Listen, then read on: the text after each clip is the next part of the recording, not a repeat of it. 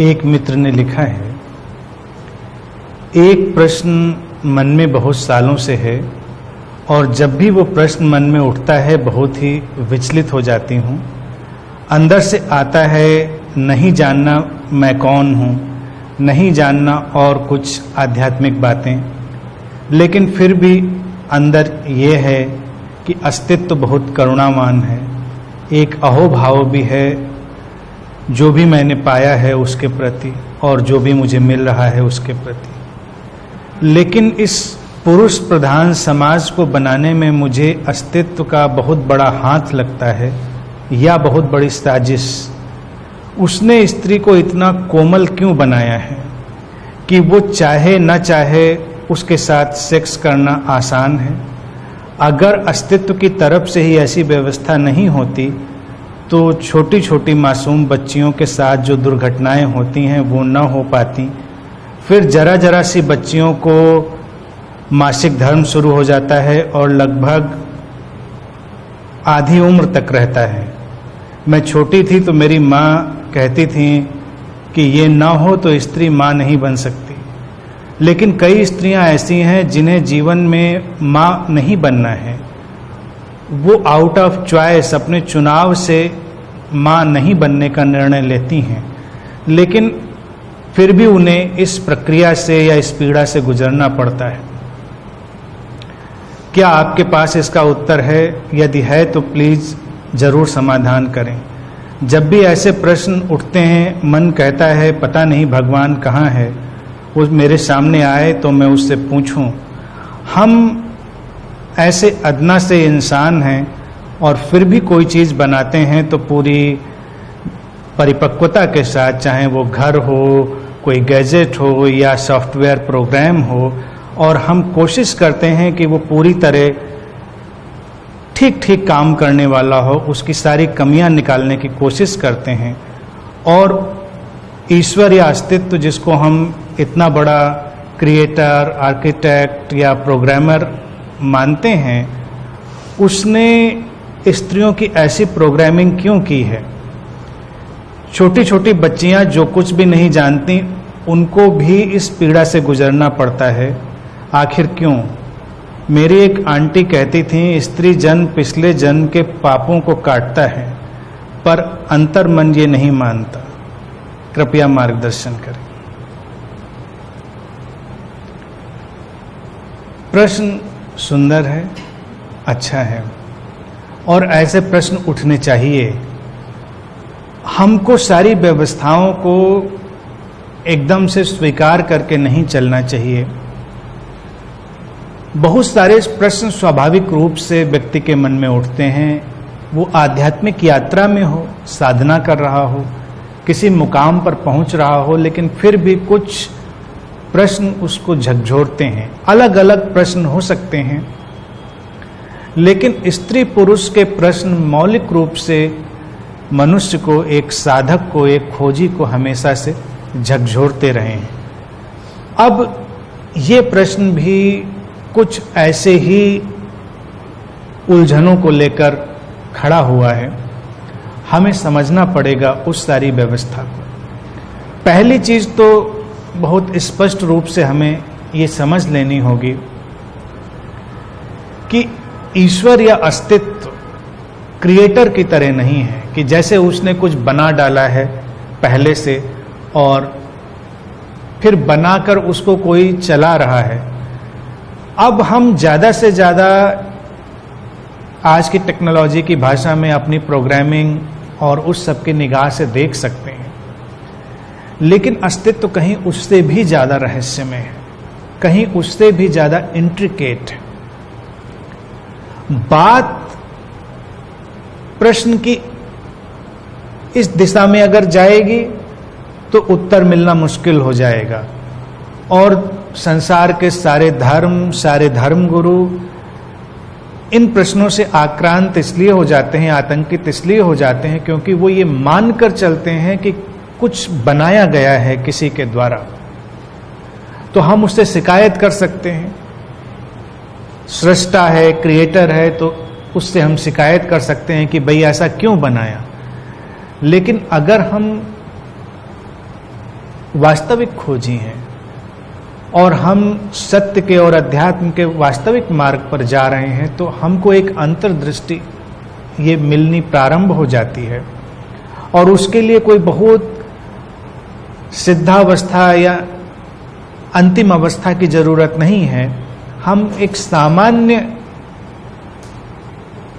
प्रज्ञा तक पहुंचते पहुंचते इस अंतर्दृष्टि को देख पाते हैं कि अस्तित्व अपने आप चल रहा है, उसका नियम है, वो नियमबद्ध है, वो नियम से चलता है, लेकिन उसको चलाने वाला कोई नहीं है। तो पहला पार्ट प्रश्न का यही है कि हम उस चीज से हटते हैं कि किसी से हमको कोई बात करनी है या कोई बनाने वाला है, ऐसा बिल्कुल भी नहीं।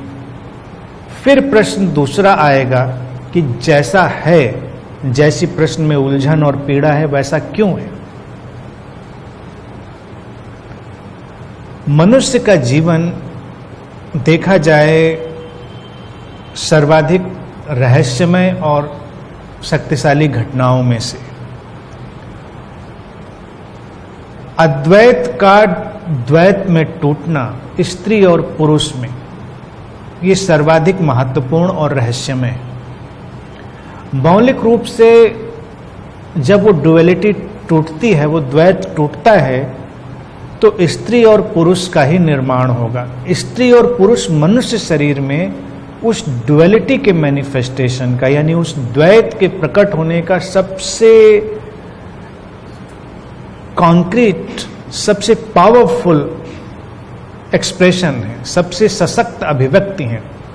अन्यथा पुरुष ऊर्जा और स्त्री ऊर्जा की ही यात्रा हर तरफ है। जैसी समस्याएं हम आज देख रहे हैं, हमेशा ऐसी नहीं थी। स्त्री और पुरुष के बीच विभाजन नहीं है, उनके बीच एक ब्रिज है, वो कॉम्प्लीमेंट्री है, परिपूरक है। लेकिन अगर हमें उन्हें कॉम्प्लीमेंट्री और परिपूरक की तरह देखना है, तो हमें बहुत सारे सामाजिक और नैतिक नियमों, बंधनों और उनके निर्माणों से आगे जाकर देखना होगा। समाज एक मशीन की तरह चलना चाहता है, वो उसको व्यवस्था की तरह उपयोग करना चाहता है। और जब भी हम एक मशीन या व्यवस्था बनाना चाहते हैं, तो उसमें इंसान का जो अंतरतम है, उसकी जो सोल क्वालिटीज हैं, उनकी परवाह नहीं करी जाती। स्त्री पुरुष का भिन्न होना ये तो हमेशा से था, आज भी है, आगे भी रहेगा। और हर जगह स्त्री और पुरुष ऊर्जा का, यानी कि स्त्रैणता और पौरुषता का विभाजन प्रकृति में हर जगह मिलेगा। लेकिन इसमें क्या शक्तिशाली है और क्या कमजोर है, ये हमारा मेंटल क्रिएशन है, ये हमारा मानसिक निर्माण है। प्रारंभिक अवस्था में अगर हम लौट कर देखें,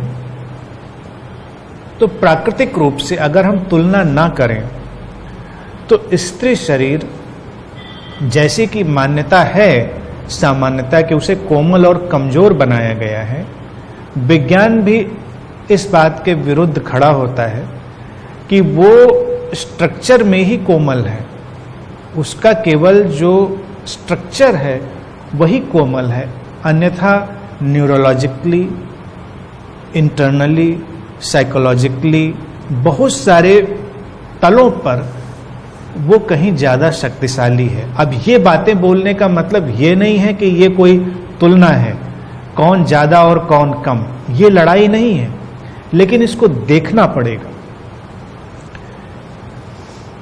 स्त्रियों की जो अभिव्यक्ति है, स्त्री शरीर की अभिव्यक्ति है, वो बहुत ही परिपक्व है। और चूंकि उसी से सृजन की यात्रा आगे जानी थी, अस्तित्व की जो यात्रा है जीवन की, वो आगे बढ़नी थी, तो प्राकृतिक रूप से वो शरीर अपने आप किसी ने बनाया नहीं है। लंबे समय से कुछ चीजें अपने आप उस तरह से प्रोग्राम्ड हो जाती हैं। बहुत सारी चीजें जो हैं शारीरिक तल पर हों या बाहरी तल पर, वो प्रकृति के बदलाव के साथ और व्यवस्थागत बदलावों के साथ एक अलग रूप लेती हैं। वैसा क्यों होता है, ये प्रश्न पूछना स्वाभाविक है, लेकिन इसका उत्तर पाना बहुत कठिन है। चूंकि इसका उत्तर पाना कठिन है तो लोग ये मानकर चलते हैं कि कोई तो होगा बनाने वाला, इतना समझदार, इतना कुशल होगा जिसने बनाया होगा। लेकिन हम अगर इतनी बात समझ लें कि एक इनबिल्ट कॉन्शियसनेस हमारे अंदर चलती है, जिसकी अपनी एक इंट्यूटिव विजडम है, एक उसकी अपनी अंतः प्रज्ञा है जो सब कुछ को ठीक ठीक संतुलन में लाती रहती है, तो उत्तर है। लेकिन इस उत्तर को स्वीकार करने में थोड़ी दिक्कत होती है मन को। उसको लगता है कोई तो कर रहा होगा। यकीन मानिए कोई नहीं कर रहा है, और यही हमारी चेतना की सबसे बड़ी खूबसूरती है कि वो एक ऑटो विजडम में है, एक स्वतः प्रज्ञा में है जो सारे काम करती चलती है। अब जैसे एक छोटा सा उदाहरण आपको बताएं कि सर्दियां हों, आप नहा रहे हों या कपड़े भी धुल रहे हैं, तो अचानक सबने देखा होगा कि हमारी जो फिंगर टिप्स हैं इसमें रिंकल्स आ जाते हैं, वो सिकुड़ जाती हैं। और सर्दियों में ज़्यादा होता है ऐसा। अचानक आपने पानी में हाथ डाला, आप स्नान कर रहे हैं और देखा आपने आपकी फिंगर टिप्स सिकुड़ रही हैं, उसमें रिंकल्स पड़ गई, ग्रूव्स आ गए। अब प्रश्न ये उठता है क्यों? ऊपर से तो यही लगता है कि हाँ, ठंड में शरीर सिकुड़ गया, लेकिन बात कहीं इससे गहरी है। जब वैज्ञानिकों ने इस पर शोध किया कि ऐसा क्यों होता है, तो उन्होंने पाया कि इस शरीर की एक ऐसी इंट्यूटिव विजडम है जो ये जानती है कि ठंड में आपके हाथों की जो अपर स्किन है, ऊपरी त्वचा है, उसका सेंसेशन कम हो रहा होता है और वो थोड़ा नमनेस की तरफ जा रही है। तो जो चीज़ आप पकड़ रहे होंगे वो हाथ से छूट सकती है और फिसल सकती है। तो उसी शरीर की हर सेल की, हर कोशिका की एक सेल्यूलर विजडम ने उस सेल को सिकोड़ दिया, जिससे वो ग्रूव बन गए। तो जब आप कोई चीज़ पकड़ेंगे उस चीज़ में, तो वो उतनी जल्दी फिसलेगी नहीं, वो रफ हो गई स्किन, उसकी फिनिश बदल गई। ये छोटा सा उदाहरण और चमत्कार जैसा है, चमत्कृत करने वाला है कि इतनी प्रज्ञा हमारे शरीर में है कि जो जानती है कि अगर इस समय हम कोई चीज़ उठाएंगे तो हाथ से फिसल जाएगी, तो वो हमारे फिंगर टिप्स को ग्रुप्स में, रफ स्किन में बदल देती, जिससे वो ग्रिप स्ट्रांग हो जाए। अब इसको बैठ कर कोई कंप्यूटर पे प्रोग्राम नहीं कर रहा है कि भाई ये सज्जन नहा रहे हैं बाथरूम में और इनकी स्किन नम पड़ने वाली है, इनके हाथ से सामान फिसल जाएगा तो रिंकल डाल दो। भगवान की और अस्तित्व की हमने ऐसी ही धारणा बना रखी है, कॉन्सेप्ट ऐसा ही है। जबकि कॉन्सेप्ट बिल्कुल सिंपल है कि चेतना जो है हमारी, द ऑल परवेडिंग कॉन्शियसनेस, उसके अंदर एक इटर्नल विजडम है, एक अनंत प्रज्ञा है जो चीजों को अपने आप संभालती है। सब कुछ वैसे ही हो रहा है, हमारे शरीर में एक एक एक्टिविटी वैसे ही हो रही है, आप यकीन माने। अब जब स्त्री और पुरुष शरीर का विभाजन हुआ उस चेतना के माध्यम से, यानी कि वो चेतना जो मौलिक रूप में अद्वैत है, नॉन डुअल है, अनमैनिफेस्टेड कॉन्शियसनेस, वो अद्वैत है। लेकिन वो जब अनमैनिफेस्टेड कॉन्शियसनेस मैनिफेस्ट होती है तो द्वैत में टूटेगी, वही उसके आगे बढ़ने का तरीका है। द्वैत में टूटेगी तो मूल रूप से पुरुष ऊर्जा और स्त्री ऊर्जा के विभाजन बनेंगे। लेकिन मनुष्य की यात्रा में स्त्री और पुरुष उसके सबसे पीक एक्सप्रेशन है, शिखर अभिव्यक्तियां हैं। तो इसीलिए स्त्री और पुरुष शरीर की भिन्नताएं भी अपने में अनोखी और अद्वितीय हैं।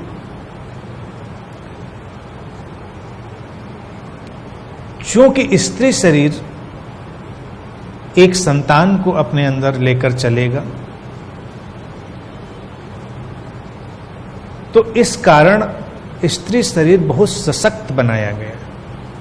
ये कोमलता के पीछे की एक स्थिति है। कोमलता ऊपरी तौर से है, जो भी जरूरी है उसके भी बहुत सारे वैज्ञानिक कारण होंगे कि क्यों है, उसको देखा जा सकता है। जैसे कोई आप डेलिकेट आइटम पैकिंग में मंगाते हैं तो बहुत सारी पैकिंग उसको संभालने के लिए आती है, और वो सारी पैकिंग भी बड़ी डेलिकेट होती है। फोम होता है, एयर भरे हुए पैकेट्स होते हैं, बबल रैप्स होते हैं, सब डेलिकेट सा होता है, लेकिन उसके अंदर जो चीज़ है वो संभालनी है। तो कई बार जो शरीर डेलिकेट दिखाई देता है उसकी डेलिकेसी में ही उसकी स्ट्रेंथ है। लेकिन चूंकि संतान का मसला यहां पर शामिल है तो आंतरिक शक्ति कहीं ज्यादा है। वैज्ञानिक रूप से भी ये बात साबित है कि जो पेन है, जो पीड़ा है, उसको बर्दाश्त करने का जो पैमाना है वो स्त्रियों का बहुत ज्यादा है। पुरुषों का कैलिबर उतनी पीड़ा को बर्दाश्त करने का नहीं है। स्त्री शरीर को उस टोन पर एग्जिस्टेंस ने एडजस्ट कर लिया है उस यात्रा में कि उस पीड़ा को बहुत बर्दाश्त कर सकती है। ये सब उसकी कमजोरियां नहीं है। ये बातें पुरुष और स्त्रीवादी ने इनको समझेंगे, क्योंकि ये बोलने में लगेगा कि पुरुष क्या कमजोर है। नहीं, पुरुष अपनी जगह अपनी स्ट्रेंथ में है, क्योंकि उसकी अपनी यूनिकनेस है, उसको अपना यूनिक एक्सप्रेशन है। लेकिन उसको अपना यूनिक एक्सप्रेशन समझना पड़ेगा। जब धीरे धीरे क्या हुआ कि लोगों का मानसिक और आध्यात्मिक विकास रुका, तो ये हीन भावना इधर उधर घर करने लगी।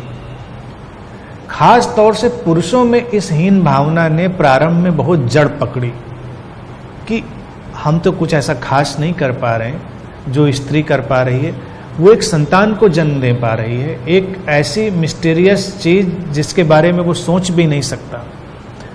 और फिर और भी बहुत सारी चीजें, जैसे कि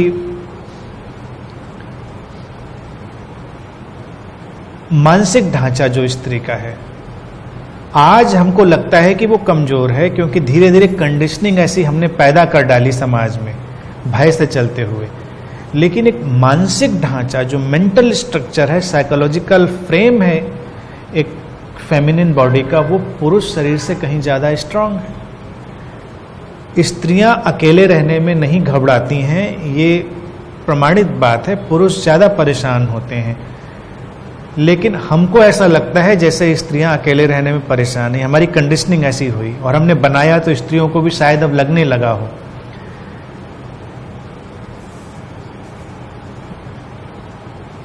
पूरी ह्यूमन हिस्ट्री इस बात की विटनेस है, गवाह है।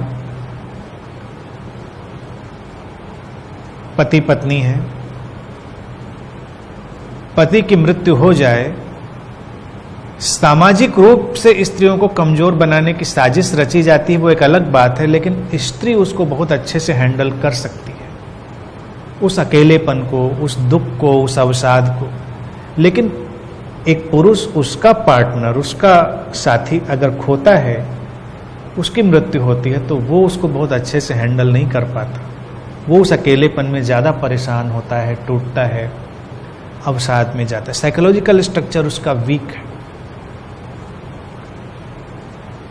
बार बार मैं ये रिमाइंड कर रहा हूँ, वीक और स्ट्रांग से कंपेयर मत करिएगा, केवल मैं बता रहा हूँ, क्योंकि ये प्रश्न स्त्रियों की पीड़ा से संबंधित है, ये इसलिए उनका रिप्रेजेंटेशन इस समय थोड़ा सा अलग ढंग से मैं कर रहा हूँ। बाकी दोनों यूनिक हैं, उनका भिन्न होना ही उनकी अवस्था है, तुलना कोई नहीं।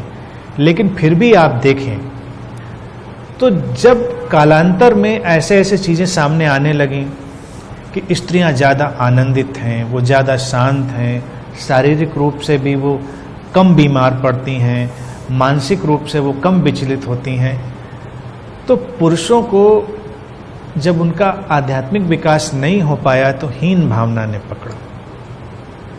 हीन भावना के चलते हुए फिर आक्रमण शुरू हुए। बलात्कार की जो बात लिखी है, रेप जैसी घटनाएं, वो उसी प्रक्रिया में आई। और स्त्री शरीर ऐसा डिजाइंड है, वो पैसिव डिजाइंड है कि जिसमें बलात्कार संभव है, जबरदस्ती सेक्स संभव है, लेकिन यहीं पर उस शरीर की एक और मिस्ट्री है कि आक्रमण से एक स्त्री को कभी पाया नहीं जा सकता। आक्रमण से कभी स्त्री रहस्य को नहीं पाया जा सकता। लाओ त्से भी कहता है जो द फेमिनिन सीक्रेट है, अस्तित्व जो है वो स्त्रैण रहस्य की तरह है और उसके प्रति समर्पित होकर ही उसे पाया जा सकता है। यानी कि आप एक स्त्री को प्रेम करते हैं तो वो आपके लिए खुलेगी, उसके द्वार आपके लिए खुलेंगे।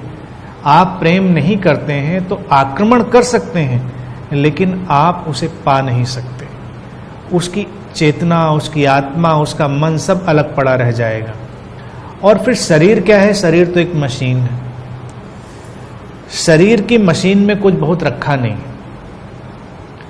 तो बलात्कार होते बेशक हैं, लेकिन देखा जाए लोगों के जीवन में जो एक संतुष्टि होनी चाहिए, लोगों के जीवन में जो एक संबंधों में समरसता होनी चाहिए, जो उनके जीवन में एक भराव होना चाहिए, उसकी कमी के कारण ही ऐसा होता है। और जो लोग ऐसा कर रहे होते हैं उनके जीवन में वो चीज कभी नहीं आती, वो दुखी ही रहते हैं। विवाह में भी बलात्कार एक ऐसा इशू है जो बहुत डिबेट का रहा है और हमेशा चलता रहा है। कानून भी उस पर काम कर रहा है, कई लोग उसको मानने के लिए तैयार हैं, कई नहीं। क्योंकि विवाह होने का मतलब ये नहीं है कि सेक्स का लाइसेंस मिल गया किसी को। आमतौर से समाज ऐसे ही देखता है, विवाह का मतलब आपने एक स्त्री को खरीद लिया है और अब उसको सेक्स के लिए हमेशा तैयार रहना चाहिए। तब शुरू होती है हिंसा, तब शुरू होता है बलात्कार। बड़ा भारी इशू है ये, बहुत टिपिकल और इंट्रिकेट प्रश्न है। लेकिन जहां जिस संबंध में या जिस विवाह में भी ऐसी घटना प्रारंभ होती है, उस विवाह से या उस संबंध से प्रेम धीरे धीरे खत्म होने लगता है और स्त्री रहस्य धीरे धीरे विदा होने लगता है। क्योंकि स्त्री भी अपने स्त्री रहस्य को नहीं जानती। अभी जो हालात हैं, स्त्रियों को बहुत खुश इसलिए नहीं होना चाहिए कि उनको जैसे सब पता है, उनके ऊपर कंडीशनिंग की लेयर्स पर लेयर्स जम चुकी हैं। लेकिन फिर भी नेचर अपने आप में प्योर है, नेचर अपने आप में शुद्ध है। तो स्त्री का अंतरतम भी अपने आप में उस तरह से शुद्ध है, उसको छुआ नहीं जा सकता। स्त्री रहस्य तो गहरी संवेदनशीलता में ही खुलता है, प्रेम से ही खुलता है। काम वासना के प्रति एक तो बात नहीं होती हमारे समाज में। और मैंने हमेशा कहा है, तीन चीजें, तीन में से दो प्रायोरिटी पे, उनको ऑर्डर में ही ले सकते हैं तीनों चीजों को, सेक्स, डेथ एंड मनी। काम वासना, मृत्यु और धन, ये तीन चीजें इंसान के मस्तिष्क में लगातार दौड़ती रहती हैं। एक मिनट में वो कितनी बार दौड़ जाती होंगी इसका पता लगाना बहुत मुश्किल है। लोग कहेंगे कि मृत्यु तो नहीं दौड़ती, धन के बारे में तो नहीं सोचते, लेकिन आप देखेंगे डायरेक्ट इनडायरेक्ट सब उसी से जुड़ा है। जितने भी भय हैं वो मृत्यु से जुड़े हैं। अगर किसी भी किस्म का भय आ रहा है तो मृत्यु के कारण, क्योंकि अल्टीमेट फियर तो डेथ का ही है। असुरक्षा जितनी है, सामाजिक असुरक्षा है, वो धन के कारण है। काम वासना वो है। लेकिन ये तीनों जुड़े हुए भी हैं, क्योंकि काम वासना से जन्म है, जन्म है तो मृत्यु है, और जन्म है तो उसको सस्टेन करने के लिए धन भी चाहिए। तो तीनों आपस में जुड़े हुए भी हैं, इसीलिए वो तीनों दौड़ते रहते हैं व्यक्ति के मन में। लेकिन आमतौर से जो आध्यात्मिक व्यक्ति है, जो सो कॉल्ड रिलीजियस हो जाता है, वो इन तीनों की बात नहीं करेगा और पता नहीं दुनिया भर की आत्मा, परमात्मा, समाधि, साधना, इनलाइटनमेंट सब बात करेगा वो। लेकिन एक धार्मिक व्यक्ति मृत्यु की बात नहीं करेगा, काम वासना की बात नहीं करेगा, और धन की बात तो बड़ा स्ट्रांग नो।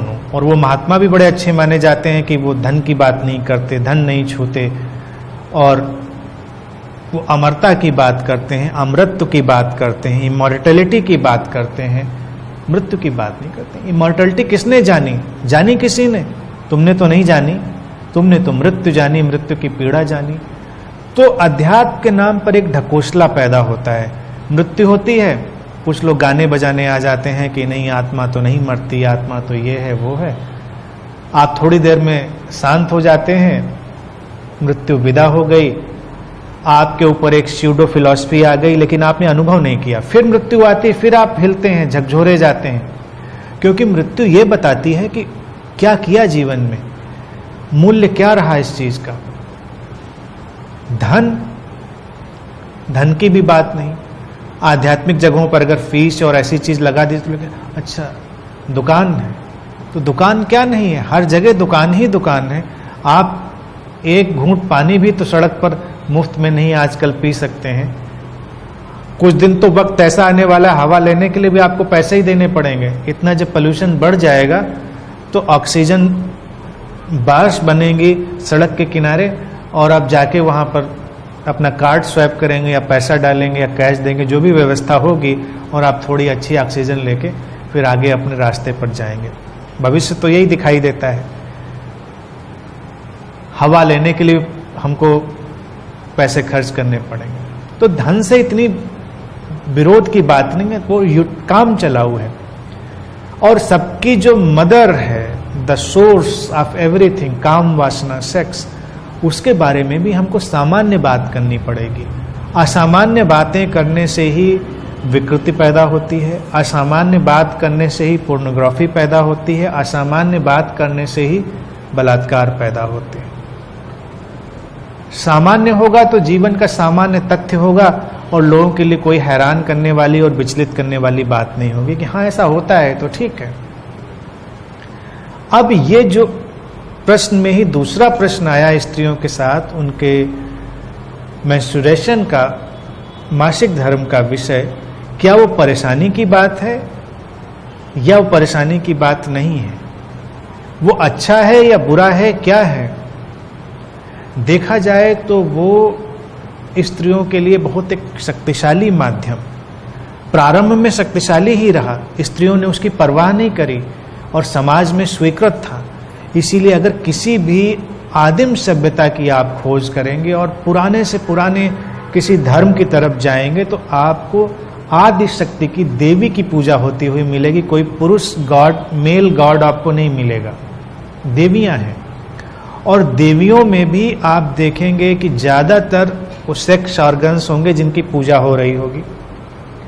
आप भारत में भी देखें, शिवलिंग जब उसकी पूजा करने जा रहे हैं तो शिवलिंग और वेजाइना दोनों रिप्रेजेंटेड हैं। और भारत का ये मैं देखता हूं कि बहुत बड़ा करेज है कि उन्होंने जो सेक्सुअल सिंबल था उसको मेन स्ट्रीम में डाल दिया। Mail and female sex organ उसमें शामिल है, रिप्रोडक्टिव ऑर्गन्स। उसको हम बहुत सारा फिलोसफाइज कर सकते हैं, ये सब कर सकते हैं, वो अपनी जगह पर। लेकिन मुख्यतः वो बताना चाह रहे थे भारत में कि सामान्य है, संसार में हम आ रहे हैं तो सामान्य है बहुत सारी चीजें। और ये सेल्स का रीजनरेशन और डीजनरेशन, स्त्रियां इसको सीधे सीधे इनकाउंटर करती। इनकाउंटर तो पुरुष भी करते हैं, उनके अंदर छुपा हुआ है। जो मंथली साइकिल है, वैज्ञानिक इस पर रिसर्च करके निष्कर्षों पर पहुंच चुके हैं, पुरुषों के अंदर भी है वो साइकिल, लेकिन वो हिडन है और महिलाओं में विजिबल है। लेकिन विजिबल साइकिल कहीं ज्यादा पावर जनरेट करता है, क्योंकि हम हर बार उस डीजनरेशन और रीजनरेशन को फेस करते हैं, जानते हैं। यानी कि सेल्स का बनना और मिटना हम उसको इनकाउंटर करते हैं, जीवन और मृत्यु का हम इनकाउंटर करते हैं। ये चीज बड़ी खतरनाक थी। प्रारंभ में बहुत सारा ऐसा कल्चर रहा जहां पर जो मेंस्ट्रुएशन का पीरियड था वो बड़ा वर्शिप का पीरियड रहा। भारत में अभी भी वो बचा हुआ है, कामाख्या जैसे टेम्पल्स में। भारत की जो तंत्र परंपरा रही उसमें कामाख्या मंदिर और ऐसे जो तंत्र मंदिर रहे, वहाँ अभी भी वो परंपरा कायम है कि वो प्रक्रिया बड़ी पूज्य है। और कामाख्या में भी लोग दूर दूर से इकट्ठे होते हैं। वो मानते हैं कि साल में एक दिन वो जो विग्रह है उससे वो मेंस्ट्रुएशन के उससे गुजरता है देवी का विग्रह मूर्ति, मान्यता है उनकी। मान्यता यही है कि कामाख्या का जो मंदिर बना वहां पर देवी की योनि गिरी, उनकी वेजाइना वहां पर गिरी। जब शिव ने नृत्य किया तो वो कामाख्या बना।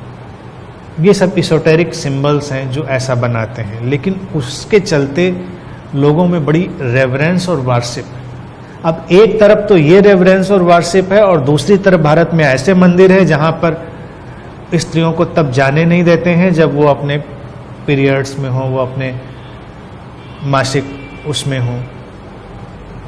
क्यों हुआ इस पर देखना ये पड़ेगा कि ये जो हर महीने घटना घटती है स्त्रियों के साथ, ये उनको साइकिक प्लेन पर बहुत ही पावरफुल बनाती है, क्योंकि वो सीधे सीधे मृत्यु का इनकाउंटर करती। इसीलिए भारत में हमने काली को भी रिप्रेजेंट किया, मृत्यु की देवी, और काली को हम बिल्कुल न्यूड बनाते हैं। भारत का अपना साहस है, करेज है। हम लोग घबराते नहीं किसी बात से कि डर कर कोई चीज़ रिप्रेजेंट करें। काली को बिल्कुल न्यूड रिप्रेजेंट करते हैं, रक्तपान करते हुए, खून से खेलते हुए। वो वही रक्त है, रक्त या ब्लड या खून वो मृत्यु का प्रतीक है और जीवन का भी प्रतीक है। कितनी हैरान करने वाली बात है, वही खून जीवन भी देता है और वही खून मृत्यु भी देता है। यानी कि अभी किसी की गर्दन काटिए, खून शरीर से निकाल लीजिए तो मरेगा, और वही रक्त जीवन भी ला रहा है। स्त्रियों के अंदर वो जो रिप्रोडक्टिव सेल है, जब वो डिजनरेट होती है उस समय, तो ये उनका मासिक चक्र शुरू होता है। लेकिन जैसे ही हम उस साइकिल में जाते हैं, चूंकि स्त्रियों की कंडीशनिंग खराब कर दी गई, उस खराब करने के कारण, उस साजिश के कारण वो उसको महसूस नहीं कर पाती। वो बहुत ही पावरफुल वक्त होता है जिस समय वो साइकिकली बहुत पावरफुल होती हैं। उनका इंट्यूशन, उनकी सेंसिटिविटी, सब चीज़ें बहुत हाइट पर होती हैं। समाज में उसको उल्टा रिप्रेजेंट कर दिया गया, क्योंकि लोगों को लगा कि अगर ये स्त्रियों को एहसास होता रहा, जो कि पहले था, और उसी को देखकर समाज में एक नई परंपरा, धर्म और उसके माध्यम से क्रिएट करी गई कंस्पिरेसी की तरह, अगर ये एहसास करा दिया गया स्त्री को कि ये बहुत पावरफुल टाइम है, तो उस समय वो बहुत पावरफुल है, जस्ट लाइक गॉडेस। उसके अंदर इंट्यूटिव पावर है, साइकिक पावर है, बहुत सारी चीज़ें हैं, क्योंकि वो जिसको अपने मेंस्ट्रुएशन की तरह फील कर रही है, वो मृत्यु का एक सीधा साक्षात्कार है, इनकाउंटर।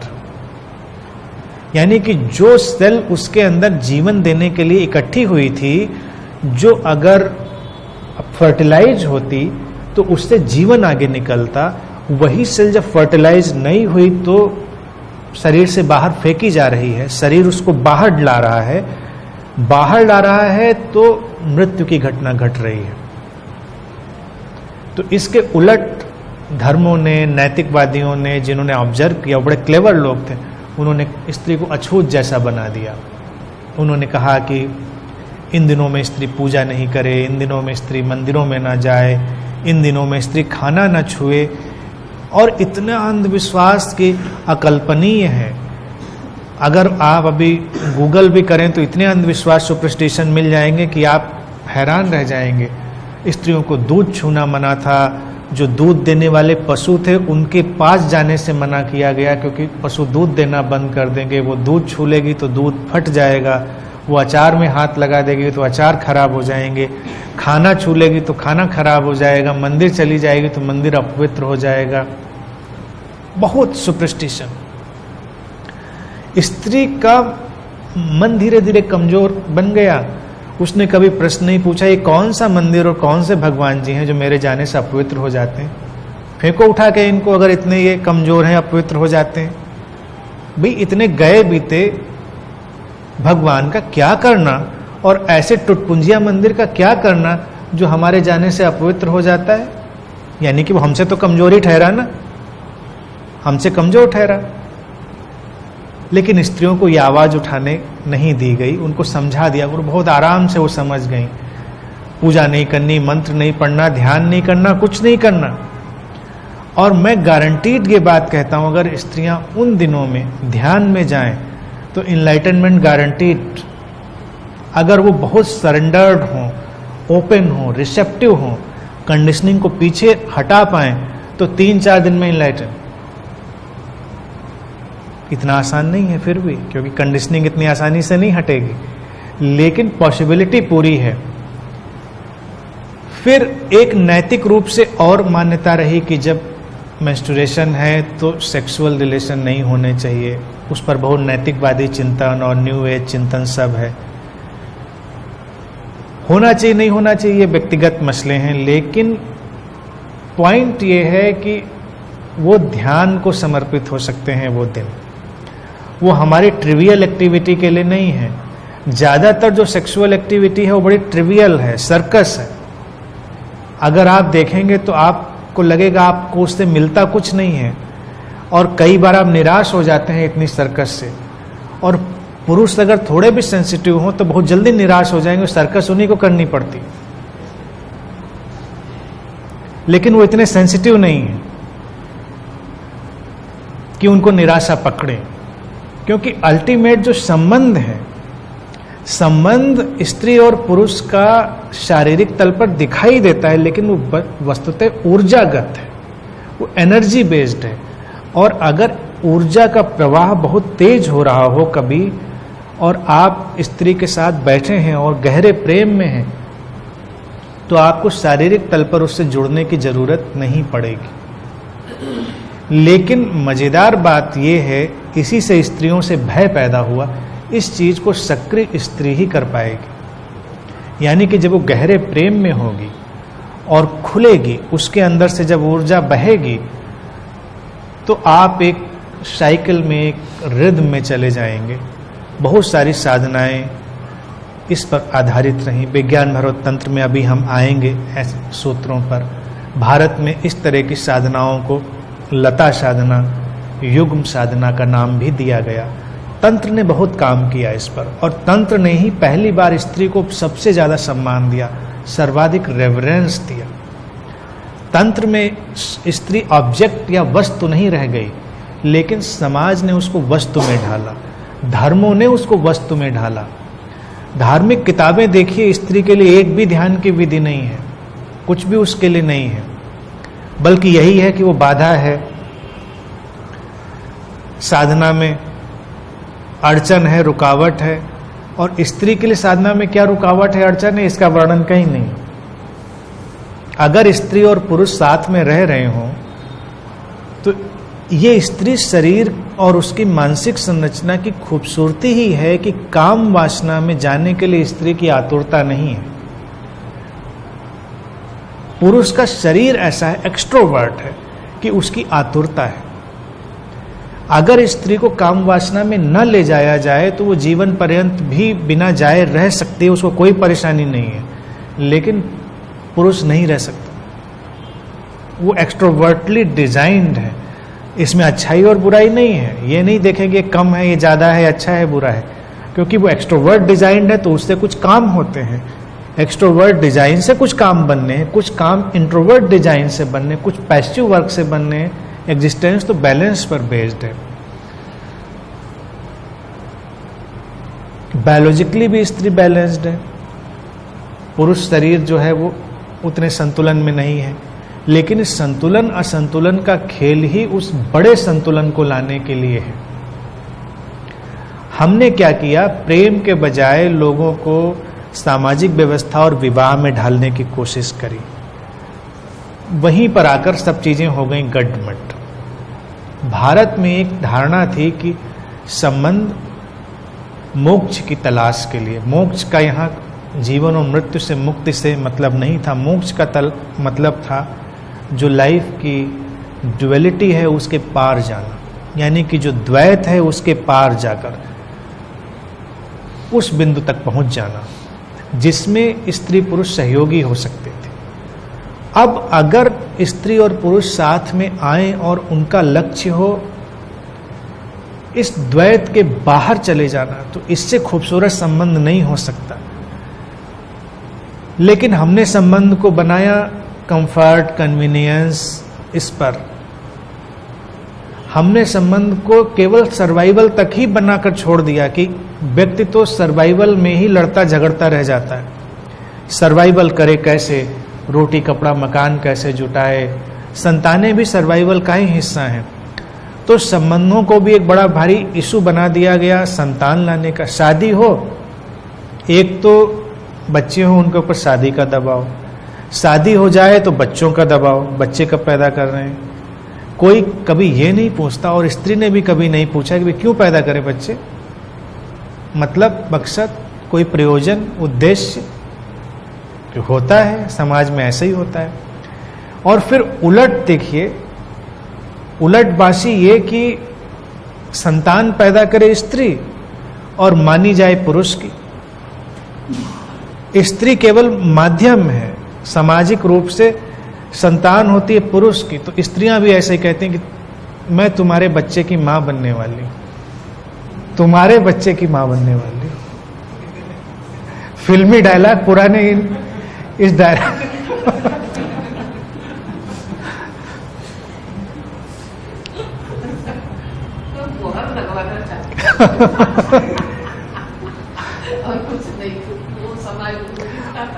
पुरानी फिल्मों के डायलॉग ऐसे भरे पड़े, जबकि स्त्री ये नहीं सिंपली कह सकती मैं मां बनने वाली, मैं मां बन रही हूं।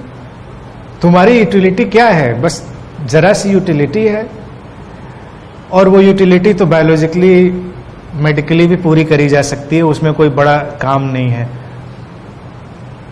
पुरुष को तो पता भी नहीं चले कभी कि कब यूटिलिटी पूरी कर ली गई। अभी तो उसका एक डीएनए और उससे क्रोमोसोम लेकर भी हम काम चला लेंगे, जो आगे हो साइंस डेवलप कर रही है। Not only sperm is needed, हमको तो उसका डीएनए चाहिए, क्रोमोसोम चाहिए, तो उस पर भी काम हो रहा है, लेकिन उसकी जरूरत नहीं है, वो बहुत आर्टिफिशियल मामला है। प्रेम से जब संतानें आती हैं तो उनका मसला अलग होता है। लेकिन विवाह या स्त्री पुरुष संबंध का उद्देश्य संतान लाना बिल्कुल भी नहीं है। संतानें आई केवल व्यक्ति के अहंकार से, उसके पोजीशन से, उसकी मूर्खता से, कि उसको लगता है कि अब मैंने इतना धन जमा कर लिया, घर मकान बनवा लिया, सब इकट्ठा हो गया, अब इसके बाद इसको भोगेगा कौन। अगर हमने अपनी संतान नहीं लाई तो कोई भी इसको उपयोग करेगा, तो लगता है अपना होना चाहिए। और तुम मर गए, चले गए, तुमको क्या पता कि तुम्हारे बच्चे उसको भोग रहे हैं या कौन भोग रहा है, ये तो पता ही नहीं चलता। ये सब इल्यूजन है। लेकिन व्यक्ति का अहंकार कहता है कि मेरी संपत्ति पर मेरा ही कुछ होना चाहिए। तो संपत्ति और ये सब चीजें धीरे धीरे पुरुषवादी बनती गई। तो समाज का जो पुरुष प्रधान समस्या का हिस्सा है प्रश्न में, वो सचमुच में है, लेकिन वो अज्ञानता से पैदा हुआ है। धीरे धीरे उसको हमें इल्यूमाइन करना है, और स्त्रियों को जागना है, वो कमजोर नहीं है। अब रहा सवाल देखिए बलात्कार का। अभी एक रिपोर्ट आई, अभी लेटेस्ट, अभी 2 दिन पहले ही मैंने न्यूज़पेपर में पढ़ा, किसी एनजीओ ने कराई, भारत में ही 45 राज्यों में कई हजार बच्चों के ऊपर, और पाया कि 12 से 18 साल के जो बच्चे हैं, even male and female both are included, ऐसा नहीं केवल बच्चियां ही, बच्चियां, लड़के लड़कियां सब। रिपोर्ट तो ये कहती है, हालांकि अविश्वसनीय लगता है, लेकिन रिपोर्ट कहती है तो मानना पड़ेगा, और मुझे भी लगता है कि सच हो सकता है। वो कहते हैं कि हर 2 में से 1 बच्चा किसी न किसी प्रकार के यौन उत्पीड़न का शिकार है, सेक्सुअल वायलेंस का शिकार है, किसी न किसी प्रकार का, मोलेस्टेशन, टीजिंग या इवन ग्रॉसर फॉर्म, 2 में से 1। और वो कहते हैं कि वो 4 में से 1 बात कभी सरफेस पर आती है, और 5 परिवारों में से 1 परिवार कभी उस पर आवाज उठाता है, यानी कि 4 परिवार उसको दबा देते हैं। वजह उस पर जब सर्वे में आई कि ज़्यादातर यौन उत्पीड़न जो है वो आसपास के लोगों के द्वारा ही होता है, रिलेटिव्स के द्वारा ही होता है। बच्चियां हो या बच्चे, दे आर वल्नरेबल। और चूंकि आसपास का कोई होता है, चाचा, मामा, ताऊ, ताए, जो भी है, तो बात उठती नहीं।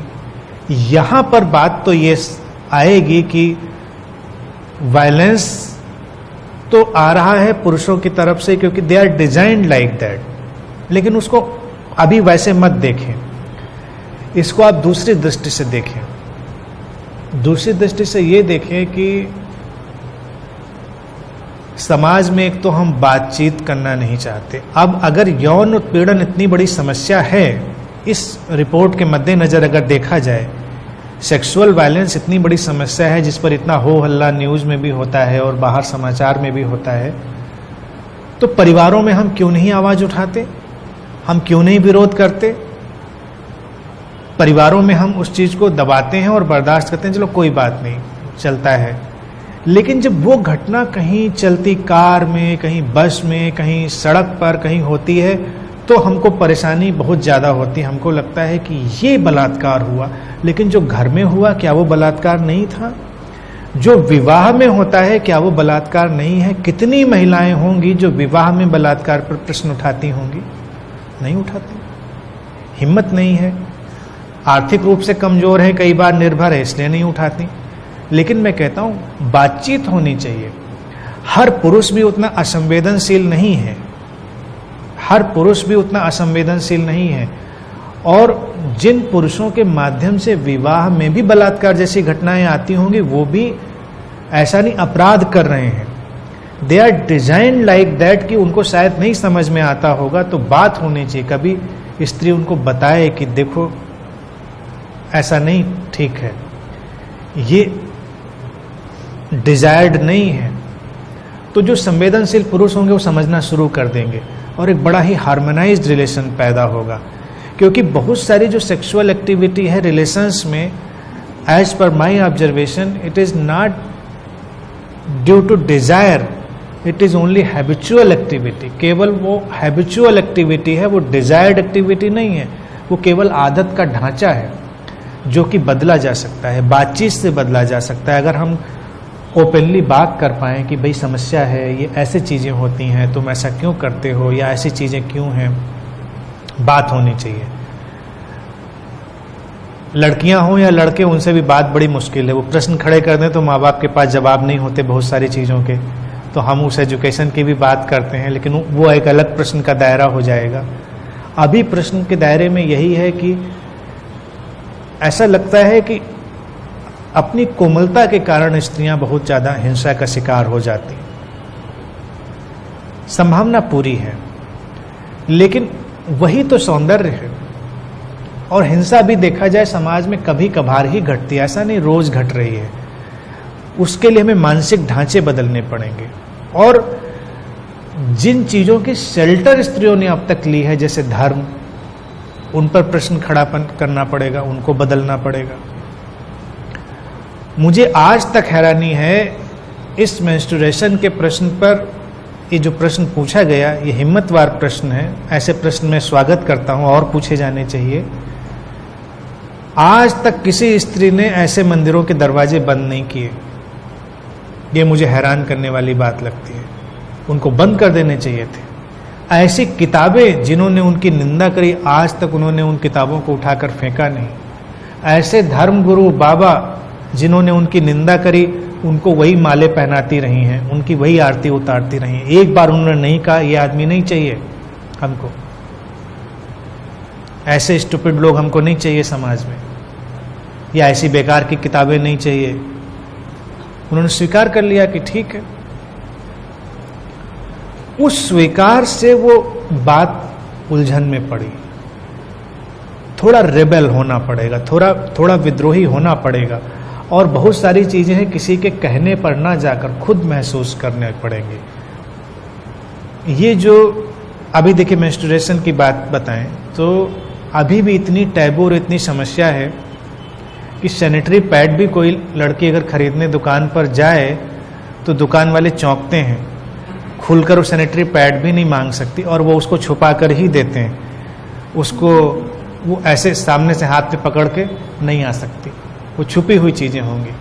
सैनिटरी पैड कॉमन चीज़ है, होता है, जीवन का हिस्सा है, तो दुकान वाले भी उस पर ऐसे चीज़ें करते हैं। ये सामाजिक टैबू हैं जो मैं बता रहा हूँ। बहुत सारी चीज़ें, और जानकारी आज की जनरेशन को भी इतनी कम है कि वो हैरान करने वाली बात। पहली चीज तो किसी चीज को अपवित्र और गलत मानना बंद करें। मेडिटेटिव मेरा सजेशन ये है कि उन दिनों को ध्यान के लिए उपयोग करें। स्त्रियों का जो भी वो मंथली साइकिल है उसको मेडिटेशन में यूज करें और ट्रेमेंडस चेंज दिखेगा। और पुरुषों के लिए भी सजेशन है, जब वो काउंटर पार्ट हैं, घर में साथ में हैं, तो वो भी एक डिफरेंट एनर्जी फील करेंगे। वो एक डिफरेंट लय होगी, डिफरेंट रिद्म होगी, जहाँ पर ध्यान में जाना ज़्यादा आसान और ज़्यादा संभव होगा। ज़्यादा ओपननेस होती है उस समय, रिसेप्टिविटी कहीं ज़्यादा होती है, कई गुना होती है। बस अपने दिमाग से उसके जितने भी सुपरस्टिशियस ख्याल हैं वो निकाल दें। B normal. ये सौभाग्य है कि स्त्रियों को इस साइकिल का दर्शन प्रकृति ने दे दिया। ये गलत प्रोग्रामिंग नहीं करी गई, ये दर्शन है जीवन और मृत्यु के साइकिल का। और अनकॉन्शियसली कहीं कितना भी उनकी कंडीशनिंग को दबा दिया गया हो, लेकिन अनकॉन्शियसली कहीं स्त्रियां जन्म और मृत्यु को लेकर सहज हैं। जन्म को लेकर सहज बात समझ में आती है क्योंकि जन्म वो दे पाती हैं। मृत्यु को लेकर बात थोड़ी समझ में नहीं आती क्योंकि लगता है मृत्यु। भारत में हमने इसीलिए काली का कॉन्सेप्ट लिया। काली काल से बना है, काल मृत्यु का नाम है, काल मृत्यु का देवता है। काल से हमने वर्ड बनाया काली, यानी कि वही माँ जो जन्म देती है, वही माँ हमको मृत्यु में भी एब्जॉर्ब कर लेती है। द सेम सोर्स, वही सोर्स जो जन्म देता है, उसी सोर्स में हम वापस लौटते हैं, वही मृत्यु है। इसीलिए जो माँ शब्द भी रहा है, इससे बहुत इमोशनल होने की जरूरत नहीं। लोग इस शब्द से भी बहुत इमोशनल हैं। उसको देखें, समझें, जानें, अपनी कंडीशनिंग से हटकर उसको फील करें। और ये तारीफें स्त्रियों की ज़्यादा हो गई क्योंकि प्रश्न उधर से था। पुरुषों को अपने को कहीं से कमज़ोर नहीं समझना है, उनकी अपनी बहुत विशेषताएं हैं। वो प्रश्न भी आएंगे तो हम उस पर भी हाईलाइट करेंगे। And they are not violent, पहली चीज़ ये समझ लें। वो वायलेंट जैसे जान पड़ते हैं, लेकिन यही उनकी खूबी है कि वो वायलेंट हो सकते हैं। ये खूबी है, खुसूसियत है। अब देखें कि एक नाइफ हमने बनाया, कितने काम करता है, लेकिन वो जान भी ले सकता है, उंगली भी काट सकता है, लेकिन इससे नाइफ गलत नहीं हो जाता। क्योंकि जब हमको चीज़ों को थ्रो करना है, आगे ले जाना है, तो हमको मेल एनर्जी चाहिए, हमको एग्रेसिव एनर्जी चाहिए, हमको थोड़ी वायलेंट नहीं, एग्रेसिव और वायलेंट को निगेटिव टर्म में ना लें। अब जैसे देखें एक सिंपल सा प्रोसेस, अगर वही इसमें सेक्सुअल प्रोसेस की ही बात अगर हम समझाएं, लास्ट बात बता रहा हूं। एक मेल फीमेल अगर इंटरकोर्स में जाए तो मेल स्पर्म जो आएगा उसमें करोड़ों स्पर्म है, और जो स्पर्म का स्ट्रक्चर है वो एग्रेसिव है, वायलेंट है। आपस में दौड़ शुरू होती, कंपटीशन शुरू होता है। स्त्री शरीर में वो स्पर्म लाइव सेल हैं जो कुछ समय जिंदा रहेंगे, और वो एक दौड़ लगाते हैं, पूरा साइंटिफिक डिस्क्रिप्शन है। और उसमें जो सबसे तेज दौड़ने वाला है, जो सबसे ज़्यादा पावरफुल सेल है, वो स्त्री के एग तक पहुंचती है और फर्टिलाइज होती है। नेचर का ये लॉ अपने आप में बहुत ब्यूटीफुल है, क्योंकि नेचर नहीं चाहती कि वो कमज़ोर सेल्स, वो जो फर्टिलाइज होकर किसी कमज़ोर बच्चे का निर्माण करेंगी, वो आगे जाएं। तो उन सेल्स में ऑटोमेटिक, यानी कि वही ऑटो विजडम जो स्त्री को बहुत सारी चीज़ें दे रही है, वही ऑटो विजडम मेल बॉडी में, मेल स्पर्म सेल में वो विजडम देती है कि सेल्स तो आ गई, ये करोड़ों स्पर्म है, लेकिन इसमें से जो बेस्ट है, जो सर्वाइवल के लिए सबसे ज़्यादा नीडेड है, वो आगे जाए। तो उन सेल्स में उस ऑटो विजडम से उस मैस्कुलिन एनर्जी की ऑटो जो प्रज्ञा है, स्वतः प्रज्ञा है, वो स्पर्म आगे जा पाता है, बाकी पीछे रह जाते हैं, ख़त्म हो जाते हैं। जो सबसे ज़्यादा हेल्दी है, जिसका डीएनए क्रोमोसोम सबसे हेल्दी है, जो उतनी दूर तक दौड़ पाया तो उसकी हेल्थ ही है ना, उसकी स्ट्रेंथ है। तो क्या हम नहीं चाहेंगे कि जो बच्चे आए जीवन में वो हेल्दी हों? हम मरे पिटे बच्चे तो नहीं चाहेंगे, कमजोर काहिल। तो स्पर्म भी हमको कमजोर और काहिल वाला नहीं चाहिए, वो स्ट्रांग स्ट्रेंथ वाला चाहिए। तो वो वायलेंट है, वो एग्रेसिव है, वो एग्रेसिवली जा रहा है, दूसरों को धक्का देते हुए, पछाड़ते हुए, आगे निकलता हुआ पहुंच गया अपने टारगेट तक। तो ये सब उसकी खूबी है, पुरुष ऊर्जा की अपनी खूबी है।